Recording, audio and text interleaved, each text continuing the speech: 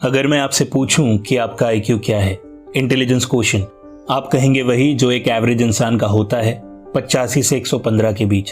पर जरूरी नहीं कि आप में से सारे एवरेज ही होंगे। कुछ लोगों की आईक्यू काफी हाई होगी और हमारे बीच कुछ जीनियस भी होंगे जिनकी आईक्यू 145 से 160 या 160 प्लस होगी।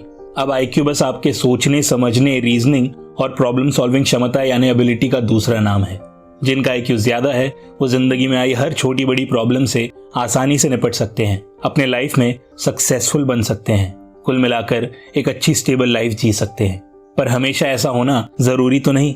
अगर मैं आपसे कहूं कि हाई आईक्यू सिर्फ आपके सुप्रीम इंटेलिजेंस की निशानी नहीं, अगर मैं आपसे कहूं कि हर हाई आईक्यू वाला इंसान इंसान नहीं होता, तो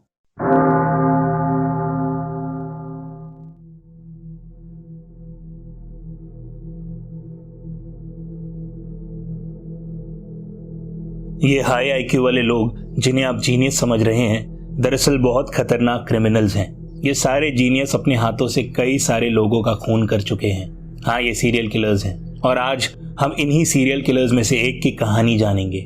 जेफरी लायनेल डामर, AKA द मिलवॉकी मॉन्स्टर या मिलवॉकी कैनिबल। एक ऐसा इंसान जिसने 17 जवान लड़कों को ना ही सिर्फ मौत के घाट उतारा बल्कि उनकी डेड बॉडीज के साथ रेप किया और उन्हीं डेड बॉडीज को खाया।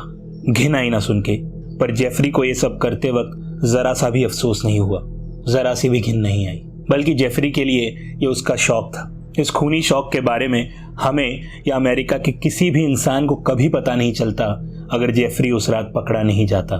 तो चलिए जेफरी डामर की इस घिनौनी कहानी की शुरुआत हम अंत से करते हैं।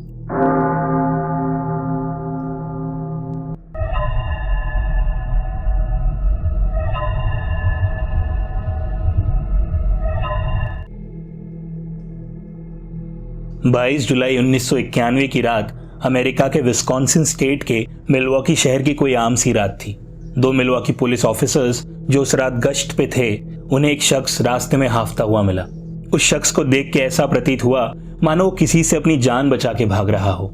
जब उस आदमी ने उन 2 ऑफिसर्स को बताया कि किसी ने उसे जान से मारने की कोशिश की है, तब उन्हें इस बात की जरा सी भी भनक नहीं थी कि वो लोग उस रात अमेरिका के सबसे खतरनाक सीरियल किलर्स में से एक को पकड़ने जा रहे हैं।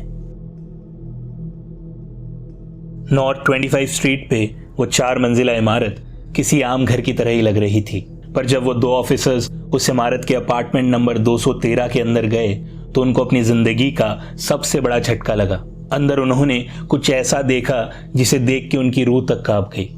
अंदर उन्हें 80 पोलराइड फोटोज मिली नंगी और बुरी तरह कटी हुई डेड बॉडीज की।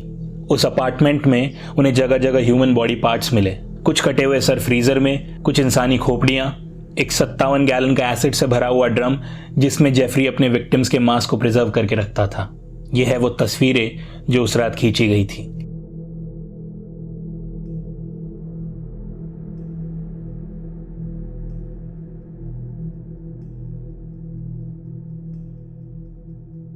ये मांस के लोथड़े, हड्डियों और खून को संभाल के रखने की सनक जेफरी में काफी पहले से ही थी। जेफरी के डायग्नोसिस के हिसाब से उसे बॉर्डरलाइन पर्सनालिटी डिसऑर्डर था, जिसके कॉमन सिम्टम्स हैं fear of abandonment, feelings of emptiness, instability, anti social behaviour, social isolation. Jeffrey psychotic disorder और स्किज़ोटाइपल पर्सनालिटी डिसऑर्डर से भी ग्रस्त था।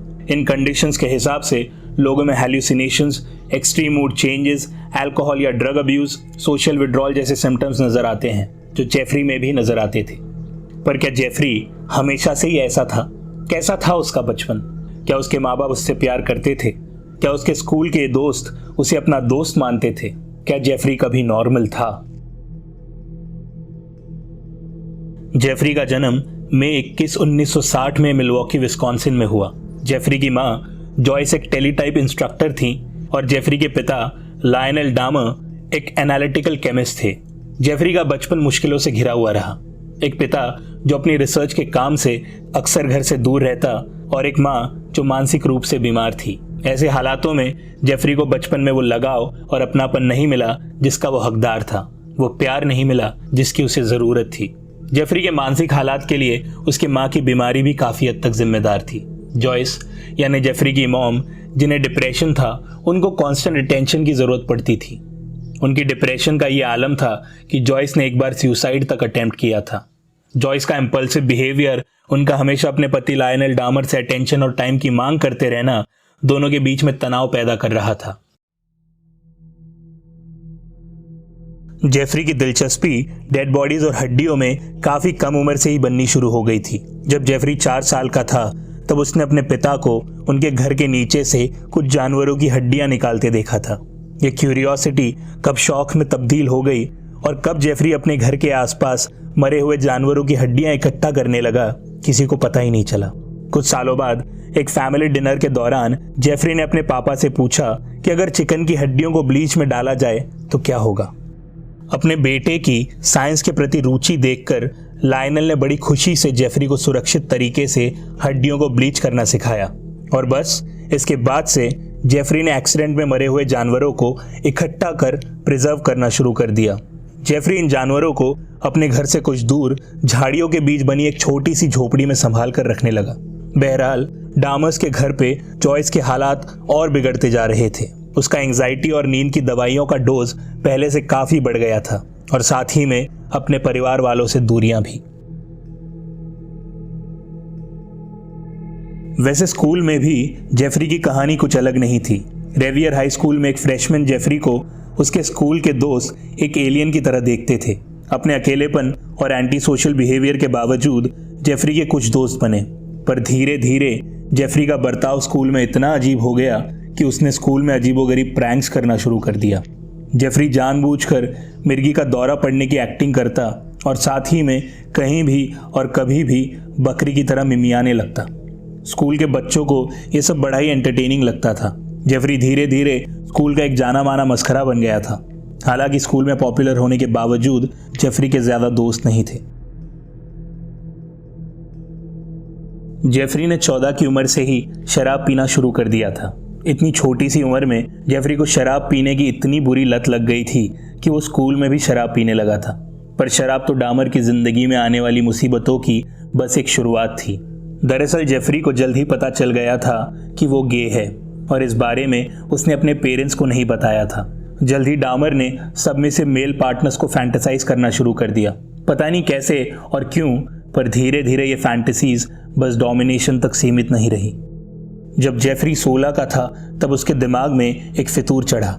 जेफरी एक मेल जॉगर जो उसे अट्रैक्टिव लगता था उसे बेहोश करके उसकी बॉडी को सेक्सुअली अब्यूज या मिसयूज करना चाहता था। और एक दिन जेफरी ने अपनी इस ख्वाहिश को पूरा करने की ठान ली।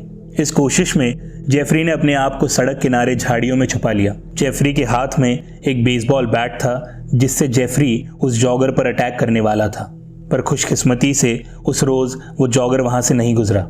जेफरी को अपने मेल पार्टनर्स को ना ही सिर्फ कंट्रोल करना था बल्कि उनको डाइसेक्ट तक करना था, और ये सब अब तक बस जेफरी के ख्यालों में ही हो रहा था। पर इस बात का अंदाजा किसी को भी नहीं था कि ये ख्याल जल्द ही असलियत का घिनौना लिबास ओढ़कर सबके सामने आने वाले थे। अपने ग्रेजुएशन से ठीक 3 हफ्ते बाद डामर ने वो किया जो वो हमेशा से करना चाहता था, अपना पहला मर्डर। डामर का पहला शिकार स्टीवन हिक्स। 19 वर्षीय हिक्स उस दिन अपने घर से चिपेवा लेक पार्क स्थित एक म्यूजिक कॉन्सर्ट के लिए निकला था। रास्ते में उसे हिचहाइकिंग करते समय डामर मिला जो अपनी गाड़ी में था। डामर के आग्रह करने पर दोनों डामर के घर बियर पीने के लिए पहुंचे। कुछ घंटों तक शराब पीने, बातें करने और म्यूजिक सुनने के बाद जब स्टीवन वहां से जाना चाहता था तब डामर ने एक 4.5 किलो के डंबल से उसके सर पे वार किया। अपने कन्फेशन में डामर ने बताया कि उसने चेयर में बैठे हिक्स के सर पे उस भारी डंबल से 2 बार वार किया जिससे वो बेहोश हो गया। फिर उसी डंबल के बार से डामर ने हिक्स का गला घोंट के उसे जान से मार दिया। अगले ही दिन डामर ने हिक्स की बॉडी को अपने घर के बेसमेंट में डाइसेक्ट किया और उन अवशेषों को अपने बैकयार्ड में दफना दिया। कुछ हफ्तों बाद डामर ने फिर से उन अवशेषों को मिट्टी से बाहर निकाला, हड्डियों को मांस से अलग किया, मांस को एसिड में मिला के टॉयलेट में उस सॉल्यूशन को फ्लश किया और हड्डियों को हथौड़े से क्रश करके अपने घर के आसपास फेंक दिया। अगले 9 साल जेफरी किसी आम इंसान की तरह जिया। एक ऐसा आम इंसान जो मानसिक रूप से बीमार था, जिसे शराब पीने की बेहद बुरी लत थी, जो एक खून भी कर चुका था। हाँ, जेफरी एक खूनी था, पर एक सीरियल किलर नहीं, अब तक तो नहीं।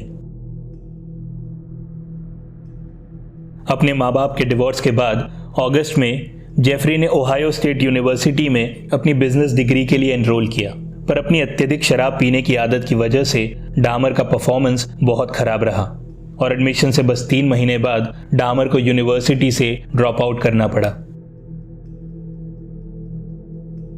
अपने पापा के आग्रह करने पर जेफरी ने यूएस आर्मी के लिए एनरोल किया। Fort Sam Houston, San Antonio, Texas में जेफरी ने एक मेडिकल स्पेशलिस्ट की ट्रेनिंग ली और जुलाई 13, 1979 में उसे कॉम्बैट मेडिक के रूप में बॉम्ब होल्डर वेस्ट जर्मनी में डिप्लॉय किया गया। डामर की पहले साल की सर्विस एवरेज रही, पर यहाँ भी अपनी शराब पीने की लत की वजह से डामर की परफॉर्मेंस गिरने लगी और मार्च 1981 में उसे मिलिट्री सर्विस के लिए अनसूटेबल घोषित करके ड्यूटी से डिस्चार्ज कर दिया गया। फौज से निकाले जाने के बाद डामर ने अन्य कई सारी नौकरियां करने की कोशिश की, जैसे फ्लोरिडा में एक रेडी टू ईट शॉप में जॉब, वेस्ट एलिस विस्कॉन्सिन के मिल्वॉकी ब्लड प्लाज्मा सेंटर में एक फ्लेबेटोमिस्ट यानी ब्लड सैंपल्स लेने वाला जॉब, मिल्वॉकी एम्ब्रोशिया चॉकलेट फैक्ट्री में एक मिक्सर का जॉब। इस दौरान डामर अपने घर ओहायो में अपने पिता और सौतेली माँ के साथ भी रहा और कुछ समय के लिए अपनी दादी के साथ वेस्ट एलिस विस्कॉन्सिन में भी रहा। एक जगह न रह पाना और कोई एक काम न कर पाना इसकी डामर के जीवन में इकलौती वजह थी उसकी शराब की लत। वैसे ऐसा भी नहीं था कि मानसिक रूप से बीमार और खूनी डामर ने इन 9 सालों में कोई और जुर्म नहीं किया था। डामर के जुर्मों की फहरिस्त में शामिल है पब्लिक इंटॉक्सिकेशन और डिसऑर्डरली कंडक्ट के लिए $60 का फाइन और 10 दिन का suspended jail sentence, indecent exposure के लिए अरेस्ट, किसी स्टोर से एक मेल मैनिक्विन की चोरी, जमीन खोदकर किसी की डेड बॉडी चुराने की कोशिश और 1 साल का प्रोबेशन। वजह एक 12 साल के लड़के के सामने पब्लिक प्लेस में प्राइवेट पार्ट्स फ्लैश करना। जेफ डामर के मर्डर्स के बारे में जिन जिन को पता चला उन सबको एक बात जरूर हैरत में डालती है कि एक इंसान जो एक खून कर चुका है और लगातार कानून का उल्लंघन किए जा रहा है, कैसे छोटी मोटी सजाएं काट कर कानून की आंखों में धूल झोंक रहा था। वैसे इन वाक्यों से ये तो साफ जाहिर हो गया था कि डामर मानसिक रूप से बीमार था, पर डामर की माने तो वो अकेला था और अपने इस अकेलेपन को दूर करने के लिए डामर गे बार्स और बेद हाउसेस जाया करता था। इन बेद हाउसेस के वाक्यों को याद करते हुए डामर ने अपनी पूछताछ में कहा था कि वो अपने इन बेद हाउस पार्टनर्स को लेके फ्रस्ट्रेट हो चुका था। वजह डामर के हिसाब से उसने अपने आप को इस तरह ट्रेन किया था कि वो इन पार्टनर्स को प्लेजर ऑब्जेक्ट्स की तरह देखे, ना कि इंसानों की तरह। डामर की ये सनक और किसी सबमिसिव पार्टनर का साथ पाने की भूख उसको फिर से उसी रास्ते पर ले गई जिस पे वो 9 साल पहले कभी चला था।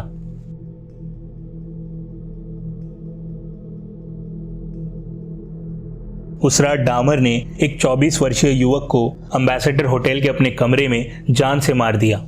डामर की माने तो उस रात वो उस शख्स को मारना नहीं चाहता था, बल्कि उसको नशीली दवाई देके बेहोश करना चाहता था ताकि बाद में उसके साथ अपनी मनमर्जी कर सके। उस शख्स का नाम था स्टीवन टुओमी। अगली सुबह जब डामर उठा तो उसने टुओमी को अपने साथ बिस्तर में मृत पाया। टुओमी के साथ क्या हुआ, उसकी मौत कैसे हुई, इसके बारे में डामर को कुछ भी याद नहीं था। वैसे डामर के हिसाब से टुओमी का सीना धंसा हुआ था, शरीर पे चोट के निशान थे, शरीर पूरा काला नीला पड़ा हुआ था, मुंह के एक कोने से खून रिस रहा था और डामर के हाथ और मुट्ठी पे चोट के निशान थे। टुओमी की बॉडी को ठिकाने लगाने के लिए डामर ने एक बड़ा सूटकेस खरीदा, फिर उस सूटकेस को अपनी दादी के यहाँ ले गया। वहाँ 1 हफ्ते बाद डामर ने बॉडी को डाइसेक्ट किया। डामर ने सर, हाथ, पैर और धड़ अलग अलग किए, मांस को हड्डियों से अलग किया और मांस को छोटे छोटे टुकड़ों में काट के प्लास्टिक बैग्स में भर दिया। हड्डियों को किसी शीट में डाल के हथौड़े से कूट कूट के चूर चूर कर दिया। सिवाय खोपड़ी के डामर ने सारे हिस्सों को ठिकाने लगा दिया।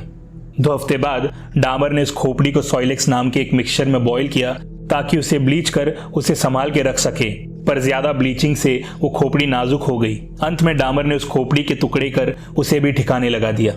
जेफरी डामर ने जिन 17 लड़कों को मारा उन सबको जेफरी ने बस एक ही झांसा देकर फंसाया, पैसों का लालच। जेफरी के मुताबिक इसमें पैसे लेकर न्यूड फोटोग्राफी के लिए पोज करना भी शामिल था और ये फोटोग्राफ्स डामर अपने पोलोराइड कैमरा से खींचा करता था।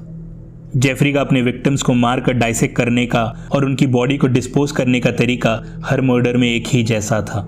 जेफ डामर का अकेले इतने सारे खून कर पाना, 17 लोगों की जान ले पाना, ये सिर्फ उसकी चालाकी के चलते नहीं था। इस सब के लिए पुलिस की नाकामी और बहुत हद तक टेक्नोलॉजी की कमी भी जिम्मेदार थी। डामर अब तक 2 खून कर चुका था, जिसमें उसे 9 साल का समय लगा, पर खून करना मानो डामर के लिए कोई बड़ी बात नहीं थी, जिसका सबूत उसने आने वाले 4 सालों में दिया, बाकी के 15 खून करके।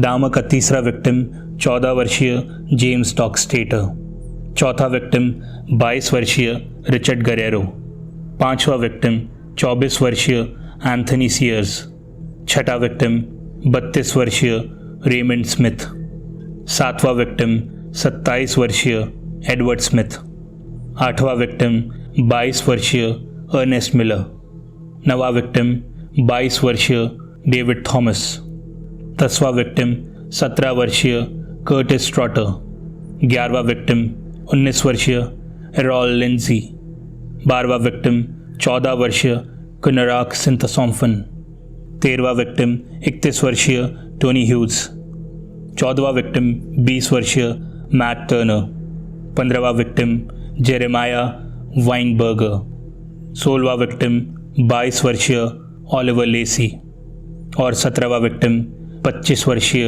जोसेफ ब्रेडहॉफ्ट।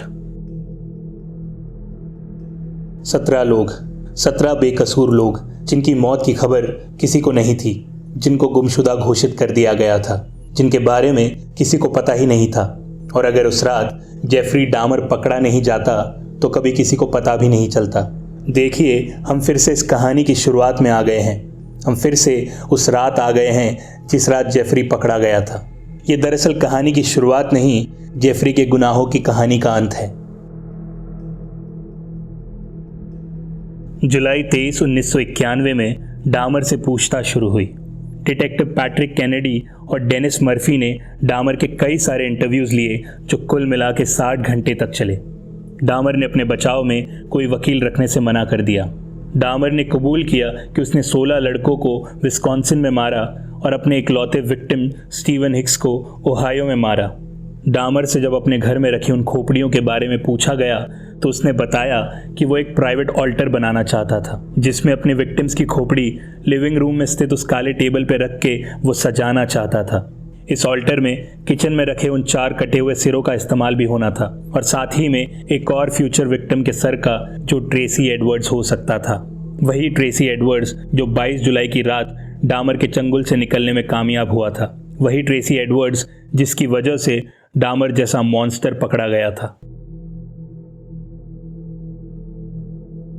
जेफरी डामर का ट्रायल 1992 में शुरू हुआ। कुछ हफ्ते यह ट्रायल चला और 15 फरवरी 1992 के दिन कोर्ट ने यह फैसला सुनाया कि डामर दिमागी तौर पे ठीक था जब उसने ये मर्डर किए। 17 फरवरी यानी कि फॉर्मल सेंटेंसिंग के दिन डामर के अटॉर्नी ने कहा कि डामर कोर्ट के सामने कुछ कहना चाहता है और यह है डामर की final statement. Your Honor, it is over now. This has never been a case of trying to get free. I didn't ever want freedom. Frankly, I wanted death for myself. This was a case to tell the world that I did what I did not for reasons of hate. I hated no one. I knew I was sick or evil or both. Now I believe I was sick. The doctors have told me about my sickness, and now I have some peace. I know how much harm I have caused. I tried to do the best I could after the arrest to make amends, but no matter what I did, I could not undo the terrible harm I have caused. My attempt to help identify the remains was the best that I could do, and that was hardly anything. I feel so bad for what I did to those poor families, and I understand their rightful hate. I know I will be in prison for the rest of my life. I know that I will have to turn to God to help me get through each day. I should have stayed with God. I tried and failed and created a holocaust. Thank God there will be no more harm that I can do. I believe that only the Lord Jesus Christ can save me from my sins.